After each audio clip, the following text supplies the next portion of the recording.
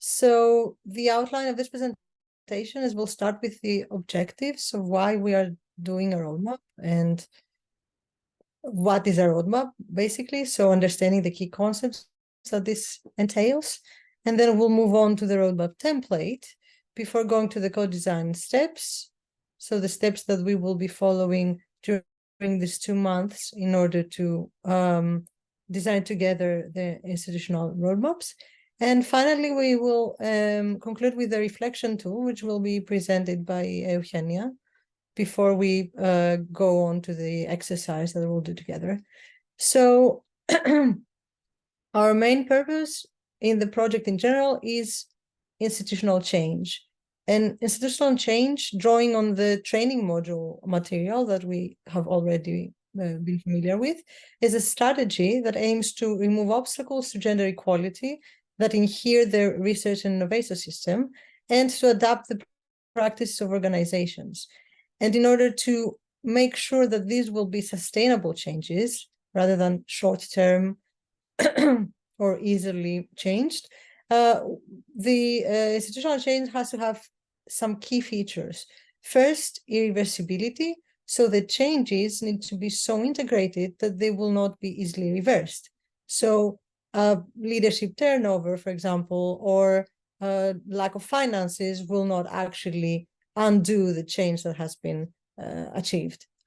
Second is to be comprehensive. So the changes have to spread throughout the entire organization rather than just one part or discipline, affecting the cultural and cognitive attitudes of the staff and the leaders, their behaviors, their practices, their everyday conduct, the way they communicate, all the internal procedures and rules, the standards, the protocols, and the organizational structure of the institution overall.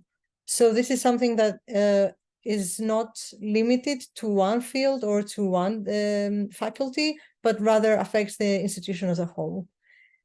Third, the changes need to be inclusive, so they need to involve all the internal stakeholders, and needs to be a collective effort. So it cannot just come from 2 or 3 people. It might start with them if there are changes, let's say, in your organization, but it needs to be a collective effort. And it needs to span throughout the entire hierarchical structure, so from the leadership to the junior stakeholders. And finally, contextualization. So through the use of strategies and tools which are tailored to the specific institution. This is something that you already know that we are doing here. That's why every organization is developing their own roadmap, and by the end of this project, their own 4i GEP. So what is then a grounding action? In order to have institutional change, we need actions. So the grounding action is a concrete action, not just a very vague vision or a plan, but a very concrete action consisting in a set of activities, smaller activities, that promotes gender equality. And in order for an action to be actually a grounding action under this definition, it needs to have the key features that we discussed before about institutional change. So it needs to ensure long-term sustainability, to trigger procedural and cultural changes, to mobilize change agents and key actors, and also to be based on analysis of the initiatives that exist already, the needs that come up, that emerge, and any obstacles that might be faced in the meantime. Can we go to the next slide, Sui? Thank you. So the grounding action is an action favoring institutional change, but in order to actually promote institutional change, we need more than one action. And we need all this action to fall in together under one framework. This is exactly what our roadmap is. It is an action plan which sets these grounding actions into this common strategic framework and within the common time frame. But at the same time, the roadmap is flexible and it is progressive. And especially in supporter, the institutional roadmaps will lead to institutional change through the development of inclusive, innovative, impactful, and intersectional GEPs. So this is the, let's say, overall aim of all the institutional roadmaps. Since we are aiming at GEPs, we need to focus on the specific GEP elements, as we did in the self-assessment exercise, for example. So the grounding actions should address gaps and problems that are related to specific GEP elements. This will be, let's say, our intervention areas. So in order to make sure that our GEP has everything that is required and then move on to everything that is recommended, we will start with looking at the mandatory GEP elements, then move on to gender-based violence, including sexual harassment, and then to the remaining recommended GEP elements, which means basically that we start by thinking, do I have everything that is required in the mandatory GEP elements? If not, then I need to develop grounding actions to address these gaps. Then after this is done, then we're thinking, what do I need to do about gender-based violence? Because gender-based violence is at the core of this project. So we need at least one grounding action regarding gender-based violence. And if these are satisfactorily addressed, then we can move on to see whether we need any intervention in the remaining elements. Next slide, please, Faye. So you all know these elements. We've been through them before, so let's just keep these slides for to save some time. This one and the next one, please, Zoe, can you just move ahead? Let's keep this one as well. And yes, great. So how do we develop these grounding actions? What kind of elements they have? So the grounding actions should first, as we said, address a specific GEP element. So we decide to which GEP element is this grounding action related. Then we're moving on to the objectives. What do we want to achieve with this action?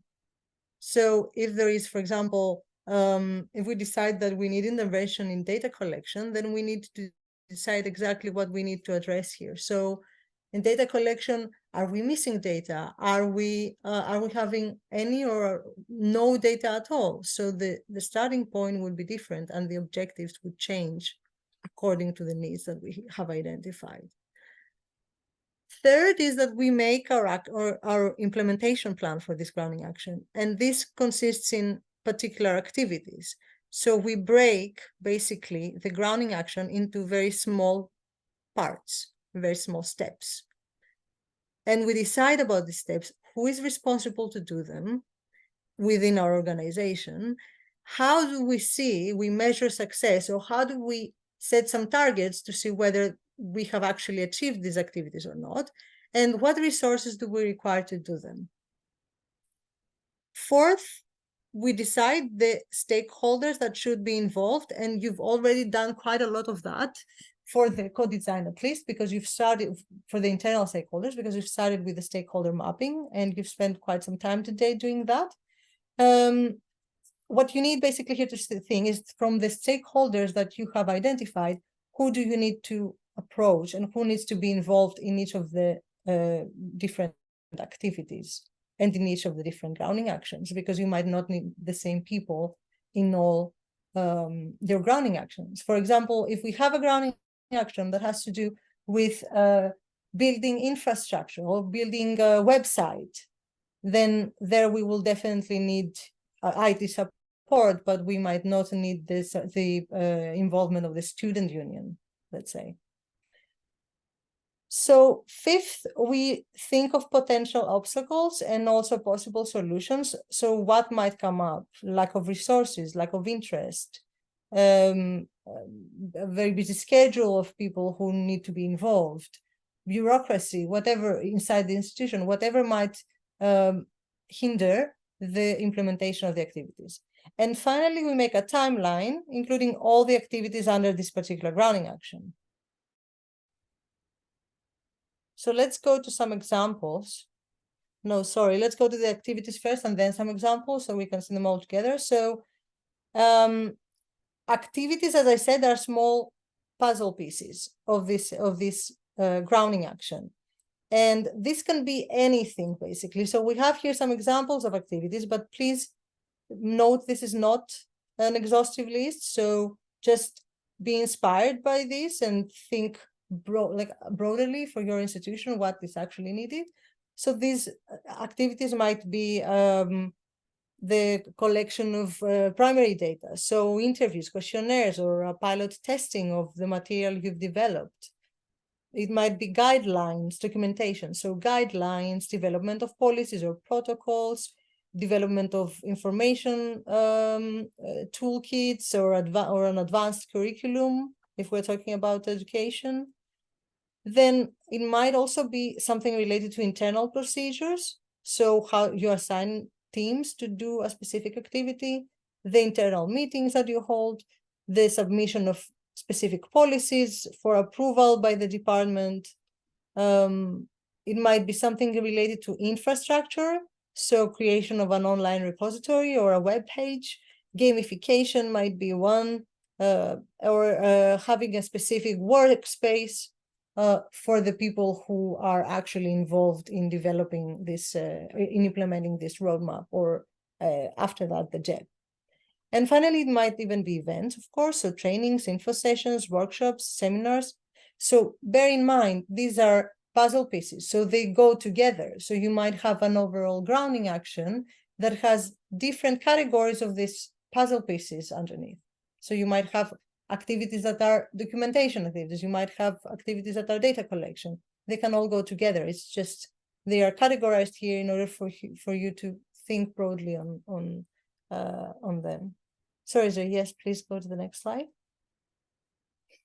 So some examples of grounding actions. So in terms of awareness raising, let's say, setting up information initiatives for the university staff might be one. Of course, under awareness raising, we can have all sorts of activities that go beyond the university. So how we want to involve external stakeholders through world cafes or through seminars and so on and so forth. Data collection. So if you think that you do not have checked the box of this mandatory GEP element, so data collection, you might need to create a monitoring mechanism for gender equality. And that would basically include decide what kind of data you want to collect, decide who is going to be the team that collects this data, and establish a repository where you can actually put this data every year once it's collected. So basically a database. Regarding gender equality in research education, one grounding action could be to include a gender equality lecture in the curriculum. And all the little steps and activities underneath that.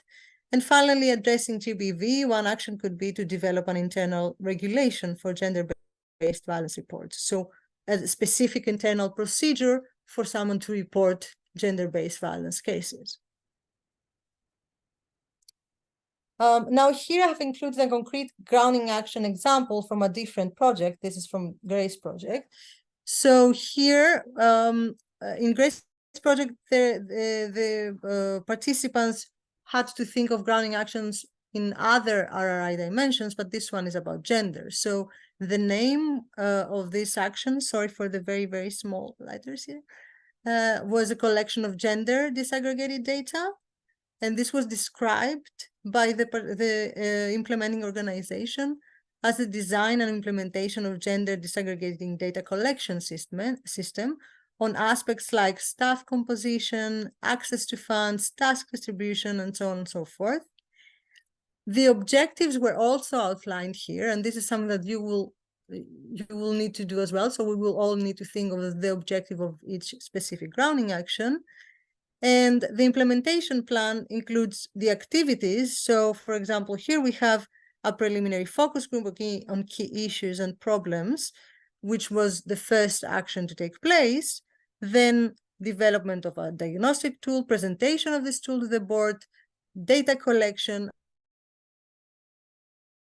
analysis of this data, production of a report on incorporating this analysis, and presentation of this report to staff and department board. So here you see we have a a grounding action on collecting gender disaggregated data, and underneath we have steps going from collecting the data, from deciding what data to collect, all the way down to presenting the data that you have collected to the department board. And finally, the stakeholders involved. I think there is also potential problems here, no? There is not another, yes. The stakeholders involved, so in this grounding action, the University of Siena, which is the implementing organization, decided which stakeholders should be involved. And there is also, I did not include it here, but there is also a description of what these stakeholders are involved in, so specifically in the specific action, the activity that will take place. And finally, the potential obstacles, like skills, limited skills on gender issues, poor participation of staff in the survey, and so on and so forth. So here you see a complete grounding action example, which might come in handy when we are all trying to develop these grounding actions together. Let's move on. Yes, great. So the roadmap has 3 phases. The first phase is the project period, spanning until the end of September 2025. Then it's the 4A GEP implementation period until 2027, and then the sustainability period until the December 2030. So in this particular moment, we don't want to talk about these 2 other phases, so let's not discuss more about this. Let's focus on the project period because we are only interested in developing the roadmap for this particular period. Okay? Great. So how do we build then the roadmap, this action plan, as we said?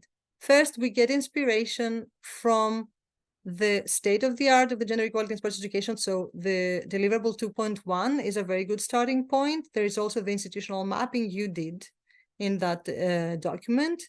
Also, we had Suzanne present as the model institution. So this is a very good opportunity to start thinking about the model institution and also the challenges that the model institution also has. And the discussions that we've already had during the mutual learning workshops, which have been very fruitful because you had the opportunity to exchange experiences and emerging needs, but also good practices coming up from other institutions. Then you need to identify your needs. So this was done first with the self-assessment exercise that DSF prepared and carried out, and thank you very much. And then, of course, the next step is the consultation with the internal stakeholders. And this is where we're going to the co-design of the roadmaps, but it will come after this slide. So what is the structure of the roadmap? The roadmap starts with a brief overview of your institution. I'm sure you've all had the time to go through the roadmap template. I hope you found it quite easy to navigate. And of course, we will be working on this all together. But let's just see the different parts of the roadmap here now, very briefly. So first, it's the brief overview of your institution. And this should actually be brief. So you don't need to go on and on about what is happening, but rather just keep it short and simple to just give an idea of what your institution is about. And the second is the gender-related activities. So here you need to reflect on what has been done, on what is being done in your institution, starting with the mandatory GEP elements, as we said, then going on to GBV activities, and finally addressing the remaining thematic elements. Excuse me. Third is the context. So doing this exercise where you actually reflect, and the self-assessment comes in very handy in that second part. So doing this exercise where you reflect on the practices, the existing practices, you can actually identify gaps and problems. And this would come in the third part, which is the context. And moving on from that, drawing on from that, we can actually identify and set the aim and the objectives of your institutional roadmap. Bear in mind that this should focus on sports-centered approach. So in sports education, as Suzanne also highlighted today, in the 4 I's, because we are trying to develop 4 I GEPs, that's the ultimate goal. And of course to GBV, because it's a main focus of this project. And of course, then we are moving on to the actual grounding actions of this roadmap, where you have all these elements that we talked about. So for every grounding action, you're analyzing each of these elements. And finally, we have an overall timeline of all the grounding actions for this project period.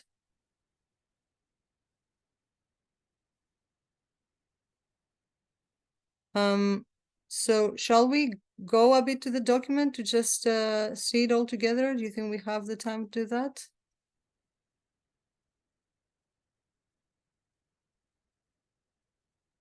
Zoe, can you share the document, or shall I? I will share it. It's okay. Okay.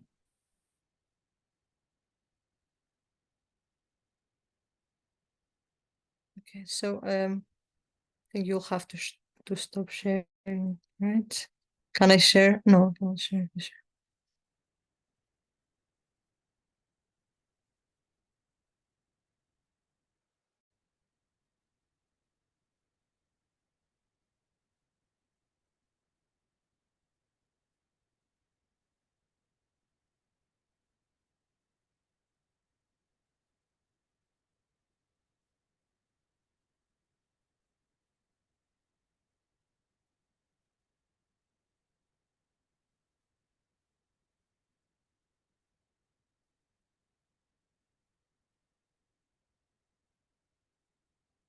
Can you hear me? Yes. And now we can Okay. see the document. Yes, my laptop crashed trying to do that, but it's okay. It's here now. So basically what I just described is here in this document. So skipping the introduction, we have here a glossary, which we think will be very useful in order to bear in mind the different definitions that we use here, and so that we can all have a common understanding of these terms while we develop the roadmap. Then we have an introduction in the project. I will skip that, an introduction on the roadmaps actually. And here we have the co-design steps, for which I will talk about in the next and last slide, I promise. And then we actually have the roadmap. So here you enter, of course, the name of your organization. You start with a brief overview, as I described, of your organization. Then you discuss, you write about the existing gender-related initiatives of your organization under the second section of this document. And as we said, you start with the mandatory process elements, and then you're moving on with the recommended thematic, but please bear in mind that you need to write about the gender-based violence because there needs to be at least one grounding action on gender-based violence. And third, we have the roadmap per se. So we have the context, as I said. So you use the institutional background you outlined above, and you identify the gaps, the problems that you have and you need to address with this roadmap. Then you come up with the aims and the objectives. So you describe your overall aim of the roadmap and the main objectives that you want to achieve. And then we move on to the structure of the roadmap, as we said, but for this, I have to repeat, but for this particular moment, we only care about the project period. So don't bother yourselves with the 4I GEP implementation and sustainability. We are coming back for them later in the project. And then you have the grounding actions. So as we said, the example of the grounding action before, here we also have the GEP elements, so the intervention area, the objectives, the implementation plan, the stakeholders, the obstacles, and the timeline. And there is here this little table that Suzanne also filled in her presentation, which has to do with the sports and the how we have the 4I dimensions here. Yeah. So this is how it looks, and basically this is each grounding action developed separately. So you have GA1, GA2, and so on and so forth. And you have a table, sorry, underneath its grounding action where you have to explain the activities, the responsible actor of the activities, the success criteria, so what kind of indicators you're using, the resources that you think you will require, and the timeline for implementing this particular activity. And in the very end of this document, we have the general timeline, as explained before. Okay, I'll stop sharing now, and then Zoe, maybe you can share again if it's convenient for you.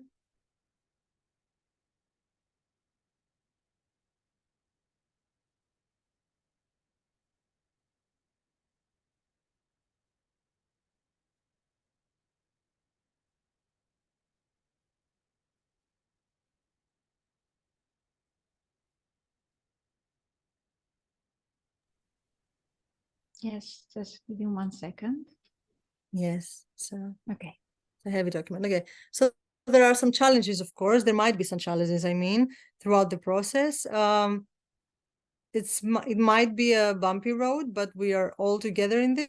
So some challenges that might come up is the limited interest of stakeholders, as I said before, or maybe resistance to change, as discussed previously in the key concepts. Also, the lack of expertise. So it is very good to have some possible solutions to that in mind, but also we are always here to think of solutions together. And this is what is explained in the next slide, basically, that we are doing this together. So in order to be able to respond and to have a very direct contact with each other, we have split the implementing organizations. We have given a contact person, a contact team for each one of them. So you can see it here, and this presentation is also in SharePoint, so you will have it. We will also be contacting you, so no worries about that. So please feel free to send an email, ask for extra meetings, ask for just a very small questions that you might think is too small to ask, but you still want an answer to. So we're always here to do this with you. And these are the co-design steps. So the first step is where we are right now. So the launch of the co-design process is today. The second step is the internal consultation. This is the consultation that you will have and you will need to have with your internal stakeholders. So you need to think of it, to identify specifically the ones that you need to involve in co-design. And you need to approach them between December and January. And you need to have discussions, meetings, so maybe focus groups, but it's very important to involve these people in this process because they will be able to help develop this first draft of the roadmap. Then the third step is the consultation with the mentoring team. So ESF, UGOT, and SERC will be there to discuss with you and see this roadmap draft and see how we can help make it better or what is maybe omitted.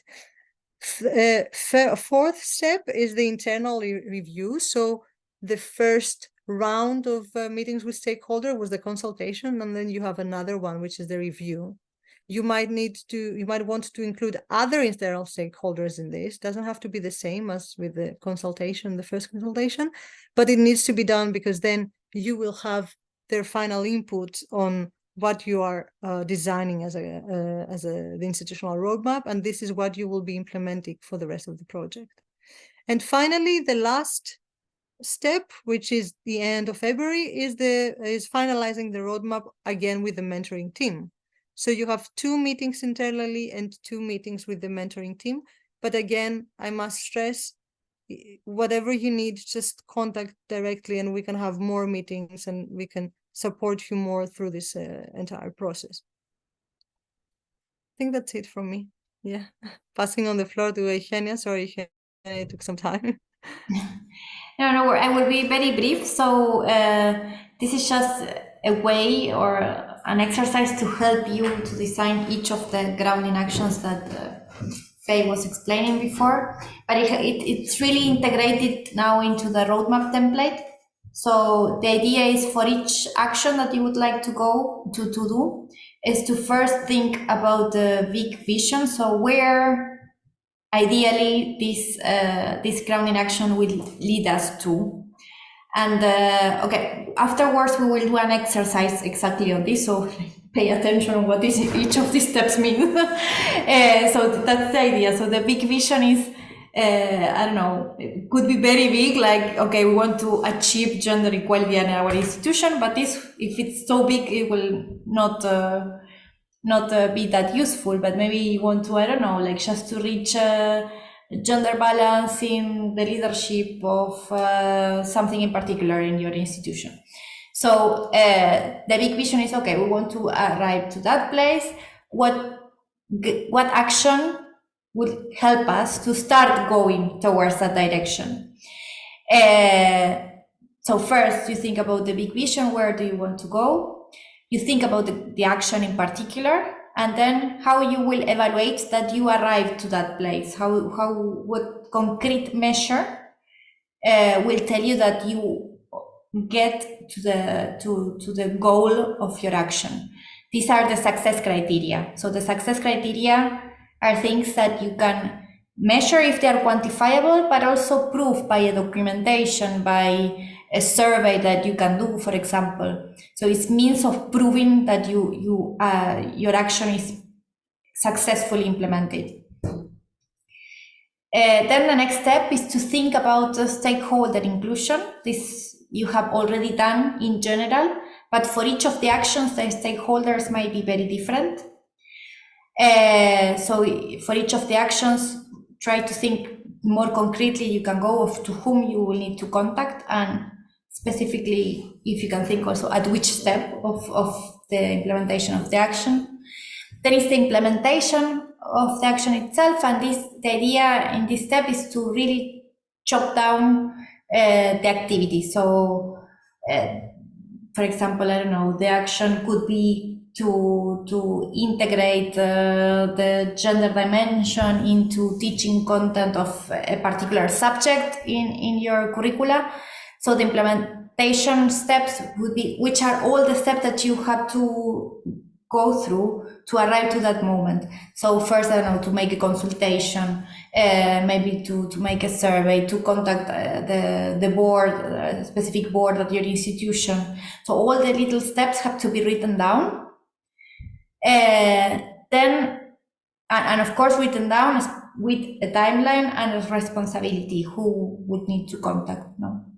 And then you can go to another step of thinking, okay, while doing this implementation, for sure you will find obstacles because they are everywhere, they are part of life. So to pre-identify some obstacles, then as Faye was explaining, a roadmap has this property of being very flexible and progressive. So it means like the obstacles you identify now might happen, might not happen. So in the future, the idea is to revise again this action and adapt and add all the different strategies to deal with other obstacles that might be kind of surprising for you. Then you have the resources. Then these resources is for each of these obstacles to think, okay, which are the resources that we have in place to try to mitigate or to try to go around these obstacles. And that's it. So this is the cycle of thinking when you design each of the grounding actions.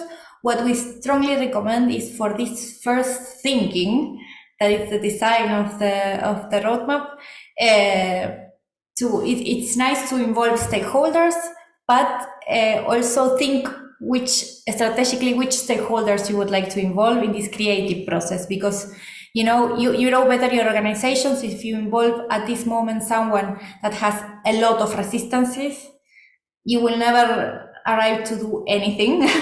Here is a creative process, so it's more about knowing the institution, knowing, of course, what is feasible or not, but also being creative in a way of what would be the best, and brainstorming on what would be the best for the organization. So yeah, I finish here, and I think we can start